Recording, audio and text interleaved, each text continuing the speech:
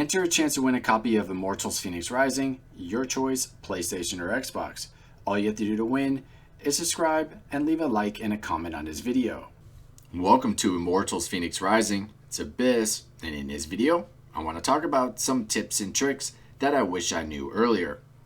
Alright, so after completing the game and having over 70 hours into it, it's time to talk about some tips and tricks. Okay, so first up, I'm going to show you how to be invulnerable from monsters' attacks. There is a small window to where if you time one of your godly ability attacks, like the hammer that I'm using right now, just before the monster about ready to hit you, you'll be invulnerable to their attack. This particular monster, arm will glow red or the leg will glow red. When I see that, I'm going to try to time my hammer ability right before they hit me, and I'll be invulnerable to their attack. I want to slow it down so you can kind of see it a little bit better. This is a useful trick if you are under power and the monster is overpower. All you have to do is just pay close attention to when that monster is about ready to attack. Use something like your hammer ability right beforehand, and you'll be invulnerable to their attack. Basically, you're almost invincible, and you won't take any damage at all. You can continue the combo, but it is something that I recommend just getting used to, and you'll be able to defeat almost any monster in the game.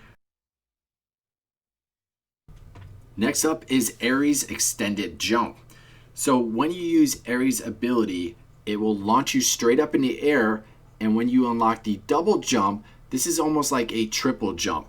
So not only will it launch you straight up in the air, and then you can double jump again. This is very useful if you need to get like a collectible that is out of reach, or you need to get on top of a building.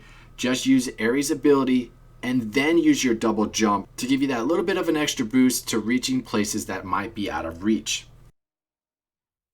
Next, I want to talk about despawning these wraiths. Each region has their own. Like for example, there's Hercules, there's Achilles, but they will constantly come at you every so often. I don't know if it's like a timer of 30 minutes or so, but if you're exploring the open world, getting collectibles, or just, want to check out everything and you're just tired of them constantly coming at you, what you need to do is each region has their own layer.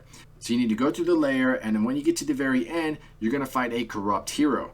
Once you defeat that corrupt hero, they will despawn and they won't come in that region anymore. So if you're getting tired of fighting them over and over again, just go to their layer, defeat them, and then you don't have to worry about them at all. I will have a guide for all the locations in the description below. Next, I want to talk about farming the Pomegranate. So early in the game, you got to figure out that these are what you need in order to heal yourself. If you go to the Valley of Eternal Spring, you're going to find a bunch of trees with them hanging in it. This is just one location I'm going to show you. All you have to do is go up to the tree and hit it with your axe and they'll fall down. I did this early in the game for about 5 to 10 minutes, and I stacked up over 200 of them so I wouldn't have to worry about them anymore. So if you're ever running low, just head to the Valley of Eternal Spring and you can farm for these fairly easy.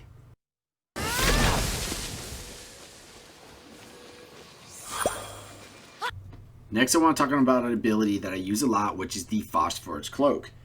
This is really great when you want to sneak up on an enemy and get that stealth attack of damage. But I found a second way of using it which has been very helpful, and that's capturing mounts. Since mounts aren't that difficult to catch, but it just makes it a little bit easier, and there's over 20 of them to catch and counting so far. So you first want to use it to sneak up on an enemy, get that stealth attack of damage before the fight. But it's also useful when you want to capture a mount and make it a little bit easier. Another ability that is very useful is called Precision Control. This is going to help you out during some of these myth challenges by speeding up your arrow or slowing it down. By unlocking this, it's going to make these challenges 10 times easier, definitely when you want to slow it down. Here's an example of it right here.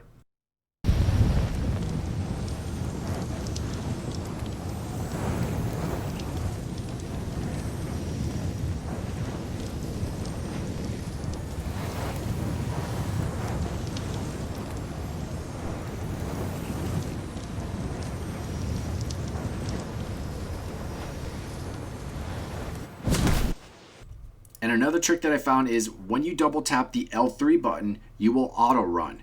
This can be done while on a mount or while gliding. You will just automatically go in a straight line and you don't need to touch a controller at all. I don't know how useful this is actually going to be. Maybe when you're gliding a far distance and you want to put your controller down for a couple seconds. But if you double tap the L3 button, you'll auto run. And the last thing is how to switch from day to night. Now the game will tell you this when you run into your first night chest, so this is going to be more or less a reminder. If you ever need to switch from day to night, all you have to do is hold down the option button and it will do so. You can also switch from night to day by doing the same thing. So if you ever run into a night chest and you don't remember, just hold down the option button and it'll switch it from day to night. Alright, there you have it. Those are the tips and tricks that I wish I knew earlier. If there's anything else that you would like to add, then please leave it in the comments down below. But other than that, I hope you all enjoyed the video. Don't forget to like and subscribe, support the channel, and I will see you next time.